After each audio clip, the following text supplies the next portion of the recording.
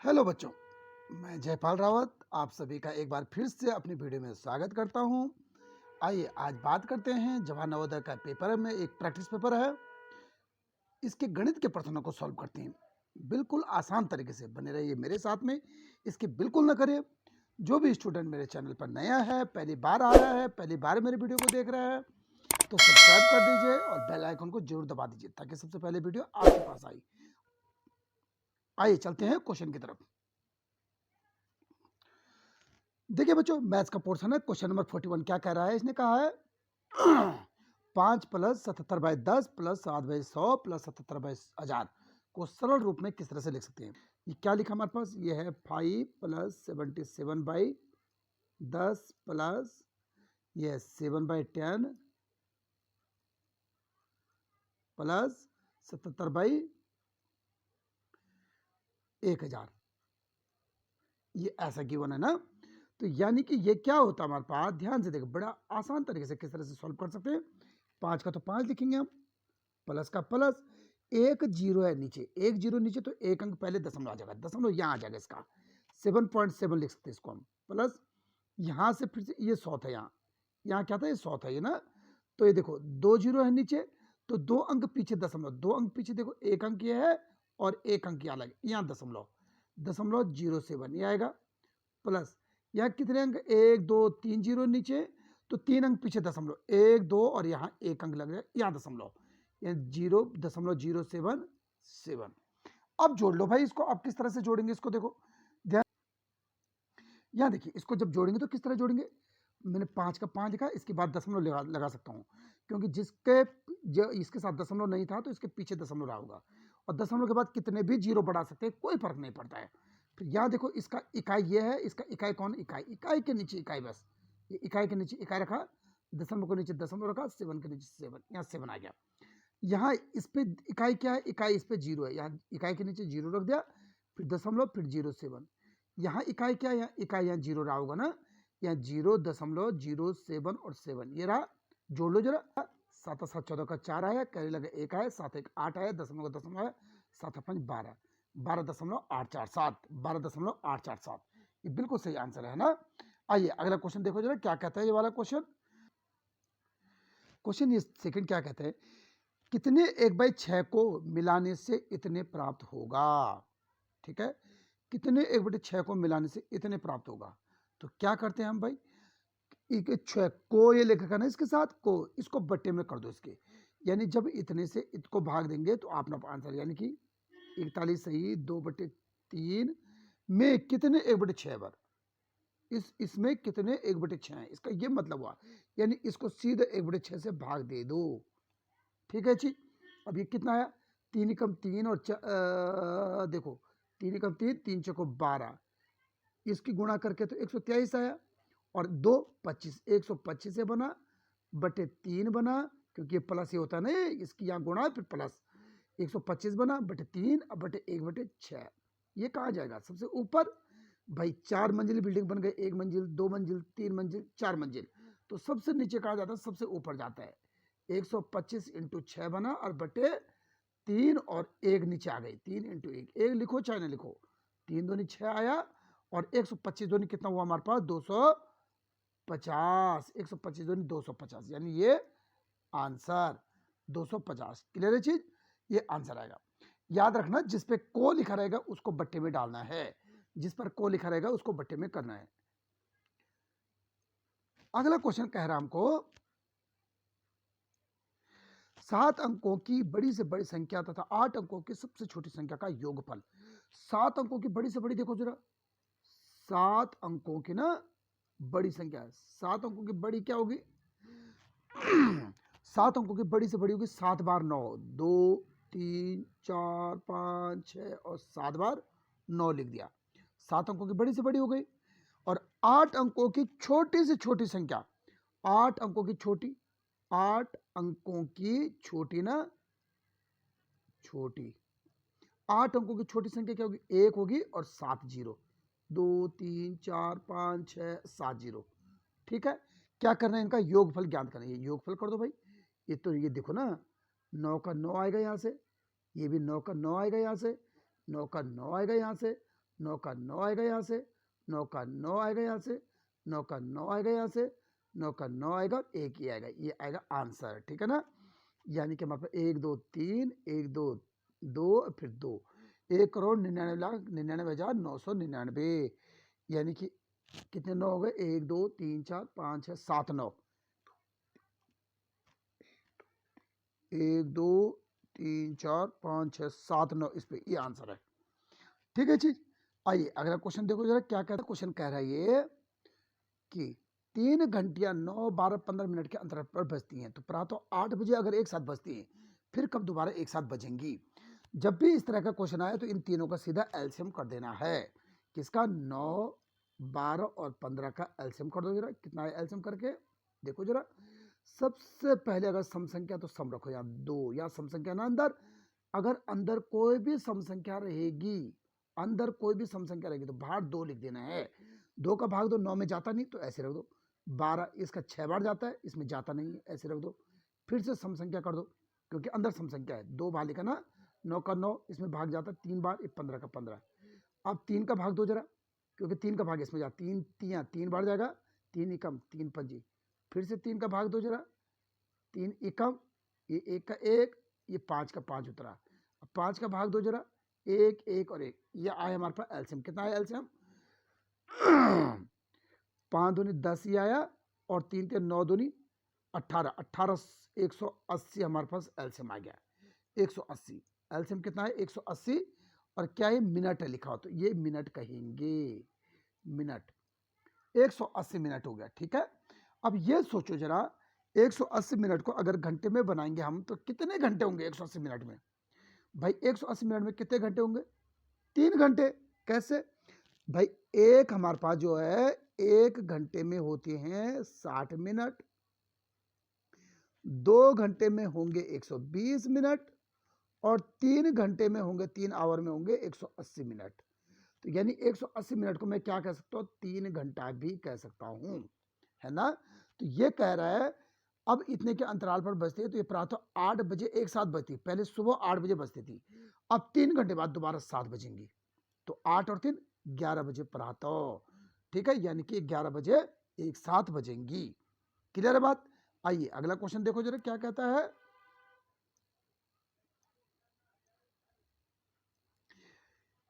बच्चों अगर सब्सक्राइब नहीं किया तो सब्सक्राइब जरूर कर दो, बड़ी मेहनत लगती है यार क्वेश्चन बनाने में।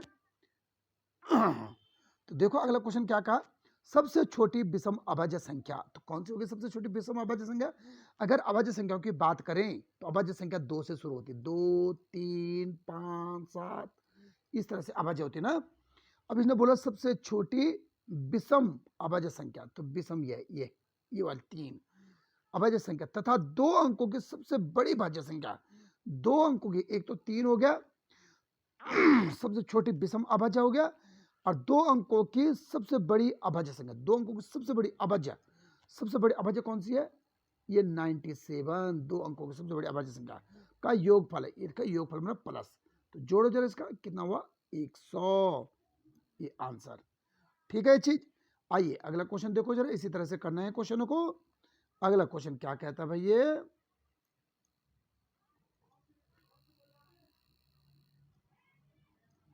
ये क्या है हमारे पास, निम्नलिखित में से कौन सा सही है। 5 मीटर 8 सेंटीमीटर को हम 580 सेंटीमीटर कह सकते हैं क्या। देखो जरा, 1 मीटर में 100 सेंटीमीटर हो, और 5 मीटर में कितना हो गए, 5 मीटर 8 सेंटीमीटर में 580 सेंटीमीटर कह सकते हैं। ये 7 मीटर 55 सेंटीमीटर को 7055 सेंटीमीटर कह सकते हैं, या 2 किलोमीटर और 70 मीटर को 270 मीटर कह सकते हैं, 6 किलोमीटर 11 मीटर को इतना 6011 मीटर कह सकते हैं। तो कौन सा सही होगा इनमें से। अगर आप देखो, अगर नहीं आता हमें तो हम यहाँ एक एक करके देख सकते हैं, और ये पैमाने का एक वीडियो मैंने बना रखी है, तो उसका लिंक मैं डिस्क्रिप्शन में दे रहा हूँ, उसको जरूर देखिए। 5 मीटर 8 सेंटीमीटर, ये सबसे पहले ना अगर नहीं आता है तो मैंने क्या लिखा, 5 मीटर और प्लस 8 सेंटीमीटर, ये लिख रखा है। हमने किस में चाहिए, सेंटीमीटर में चाहिए, तो इस मीटर को हटाना, सेंटीमीटर में बनाना। 1 मीटर में कितने, तो 100 सेंटीमीटर, तो इसको 5 मीटर में 500 सेंटीमीटर प्लस 8, यानी कि भी सेंटीमीटर है ना, दोनों सेंटीमीटर हो गए। ये तो 508 होना चाहिए था, लेकिन इसने 580, जो कि गलत है। ठीक है, इसका मतलब ये वाला गलत है। है ना। अब दूसरी बात देखो, 7 मीटर इतना सेंटीमीटर, तो 7 मीटर है और प्लस 55 सेंटीमीटर है। फिर से बात आई भाई, इसको सेंटीमीटर में चाहिए आंसर। 7 मीटर यानी कि 700 मीटर, 700 सेंटीमीटर प्लस 55 सेंटीमीटर, जोड़ो जरा इसको, ये तो 755 हो रहा है, तो ये इसका मतलब ये भी गलत है। अगला देखो, 2 किलोमीटर 70 मीटर, मीटर में चाहिए ना, तो 2 किलोमीटर बोल रखा है और 70 मीटर बोल रखा है, तो 2 किलोमीटर में 1 किलोमीटर में 1000 मीटर, तो 2 किलोमीटर में 2000 मीटर, 2000 मीटर प्लस 70 और, तो कितना हुआ, ये हुआ 2070 मीटर, ये होना चाहिए था ना, तो ये भी गलत है भाई। अब इस वाले को देखो, 6 किलोमीटर बोला है और प्लस 11 मीटर बोला है, 11 मीटर, तो 1 किलोमीटर में 1000 metre, 1000 metre, 6 kilometre 6000 metre, 6000 metre plus 11 metre और, यानी कि कितना बना है, 6011 मीटर। ये देखो बिल्कुल सही है आंसर। ठीक है जी, आइए अगला क्वेश्चन देखो जरा क्या कहता है। अगला क्वेश्चन कह रहा है भाई हमको, यहां देखिए, ये कह रहा है इतना इतना का बढ़ता हुआ आरोही क्रम, आरोही मतलब छोटे से बड़े, आरोही मतलब छोटे से बड़े, सबसे छोटा कौन सा है, ठीक है ना। अब ये इस तरह से दे रखा है इसने, इसका मतलब ये सबसे छोटा इस तरफ होना चाहिए, ठीक है। देखो ये पकड़ दो जरा, 0.5 है, ये तो बड़ा हो गया, 5.50 बड़ा है ना। अब ये 0.5 है, अब ये क्या है 5 पॉइंट, ये भी गलत है, 5 पॉइंट, यानी इसमें इसका मतलब कैसे देखते हैं इसको, इसको अगर हम देखने की बात करें तो हम इस तरह से देखेंगे। यहां देखिए, इसका पहला अंक देखो 5 पूरा पूरा है, फिर दशमलव है ना, इसका मतलब 5 पूरा पूरा है और 0.50 और है, इसका मतलब ये 5 पूरा पूरा और 0.0005 और है, और इस वाले में इसमें 0 है केवल और 0.05 और है, इसका मतलब एक भी पूरा नहीं है, इसका मतलब ये तो 5 पूरा पूरा, ये भी 5 पूरा पूरा, ये दो गलत है, इसका मतलब इन दोनों में से अब आंसर होगा। इन दोनों में से देखो जरा पहले छोटा कौन है। अब इसको भी मैं दशमलव के 2 अंक कर 3 अंक कर दूं, क्योंकि यहाँ दशमलव के 3 अंक है ना, दशमलव के बाद 3 अंक है, अगर मैं इसको भी दशमलव के बाद 3 अंक कर देता हूं तो 0.05 कह सकता हूं। अब ये देखो, ये छोटा है कि ये छोटा है, कौन छोटा हो गया, ये 0.05 है, 0.50, इसका मतलब ये छोटा है, ये आंसर सही है। ठीक है चीज, ये आंसर सही है, हमने केवल पहले को ही देखा और आंसर पता लग गया। ठीक है, ये चीज हमने केवल पहले को ही देखा और आंसर हमने ढूंढ लिया। अब अगला क्वेश्चन देखो भाई जरा, अगला क्वेश्चन क्या कहता है, ये निम्नलिखित में कौन से समतुल्य भिन्न नहीं है। तो समतुल्य किसे कहते हैं, जब इन दोनों को अगर हमारे पास इन दोनों का छोटे छोटा रूप में लेके आए, काट पीट के इसको काटो, ये दोनों बराबर आए तो उसे समतुल्य कहेंगे। देखो 6 3 18, 6 5 30, ये बराबर है ना, ये 3/5, ये भी 3/5, ये समतुल्य है। यहाँ देखो इस दोनों को 4 5 20 और 4 7 28, ये भी समतुल्य है। ठीक है ये चीज। अब यहां से देखो जरा इसको, 3 से हमारे पास 4 छक्का 24, ये 3 8 3 से भी नहीं कट रहा है, 24/25 से नहीं कट रहा, नहीं। यहां देखिए इसको, 24 बचे 25, ये नहीं कट रहा किसी चीज से, ये 6/9 है लेकिन ये नहीं कट रहा है, जबकि ये भी कट रहा है किसने, 9 4 9 36, 4 18 के 72, है ना। ये सब समतुल्य, लेकिन ये समतुल्य नहीं है क्योंकि 24/25 नहीं कट रहा है, इसका मतलब ये समतुल्य नहीं है, ये दोनों भिन्न बराबर नहीं है। ठीक है, अगला क्वेश्चन देखो जरा 49,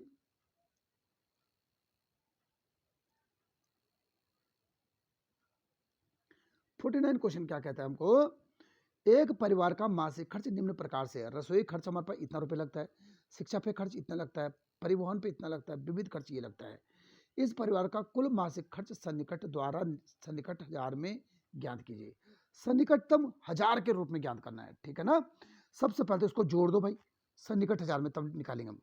ये हुआ 9378, एक तो ये है, 3780 हुआ, 3780 हुआ, और फिर वह 2817 हुआ, 2817 हुआ, फिर वह 4388, 4388, ये हुआ ना। सबसे पहले तो इसको जोड़ दो, ये सन्निकट हजार में ज्ञात करना हमने। ठीक है, आप चाहे तो इसको सन्निकट हजार ऐसे में ही निकाल सकते हैं। ठीक है, दोनों तरीके से मैं बताता हूं, आप चाहे तो इसी में सन्निकट हजार कह सकते हैं, आप चाहे तो जोड़ के सन्निकट हजार निकाल सकते हैं। कैसे, 8 दूनी 16 और 7 23 का 3 करे लगा 2।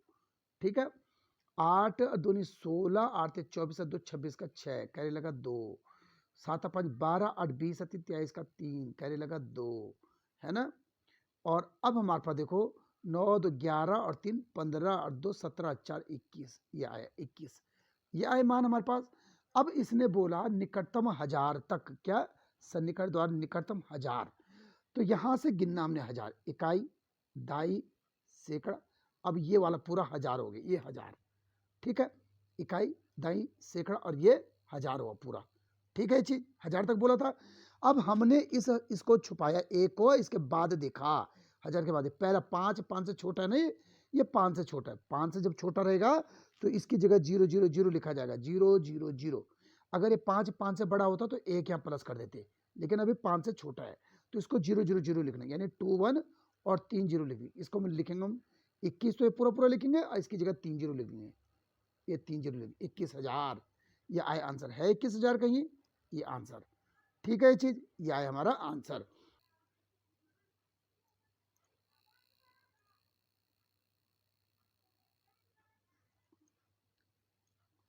पचासवां क्वेश्चन क्या कर रहा है, एक विक्रेता ने कुछ नींबू 7 के 5 नींबू के भाव से खरीदे तथा 3 रुपए के इतने के भाव से बेचे, इस प्रकार 100 नींबू बेचने पर उसका लाभ या हानि क्या हुआ। हम एक तरफ हम नींबू लिख देंगे, एक तरफ हम रुपए लिख देंगे, एक तरफ हमने नींबू लिख दिया। कितने रुपए थे, सबसे पहले 7 रुपए थे, 5 नींबू था, फिर 3 रुपए 50 पैसे थे, फिर 2 नींबू था, ठीक है। अब ये नींबू 5 हो रहे, यहाँ 2 हो रहे, अलग अलग हो रहे नहीं, तो हमने इन दोनों को बराबर एक जैसा बनाना है। तो इन दोनों को एक जैसे बनाने के लिए यहाँ किस चीज़ से गुणा करें कि दोनों बराबर आ जाए, एलसीएम, यानी कि 5 के पार्ट में भी 10 आता है, 2 के पार्ट में भी 10 आता है, इसको भी 10 बनाना है, इसको भी 10 बनाना है, तो यानी इसको किसकी गुणा करेंगे ऊपर की लाइन में, 5 5 को 2 की गुणा, यहाँ से 2 की गुणा, इस वाले को 10 बनाने के लिए क्या करेंगे, 5 की गुणा, इसको भी 5 की गुणा। तो अब देखो जरा, 7 दूनी 14 ऊपर बना, 5 दूनी 10 बना, यहाँ पर 5 में 25 का 5 कर लगा 2, 5 15 2 17 10 वाला 5 बना, और 5 दूनी 10 बना बना। अब करो जरा इसको, हम एक क्रॉस मल्टीप्लाई करते इसकी और इसकी, 14 दशांक की 140 ये बना, और ये हमारा 10 की इससे गुणा करो तो 175 बना, ठीक है। इसका क्या मतलब हुआ, इसका मतलब हुआ ये क्रय मूल्य हुआ, ये विक्रय मूल्य हुआ, इसका मतलब यह क्रय हुआ और यह विक्रय हुआ, यानी कि अब क्या हुआ, हमने कम में खरीद के लाए, ज्यादा में बेचे, इसका मतलब लाभ हो गया। कितने का लाभ हुआ, ये माइनस ये, कितना हो रहा, 175 में से 40 गया तो 35 रुपए का, 35 रुपए का हमें लाभ हो गया, 35 रुपए का लाभ हो गया, ठीक है, ये चीज। आइए आगे देखो जरा क्या कहता है, अगला को कहा 80 और 90 के बीच की सभी अभाज्य संख्याओं का गुणनफल है।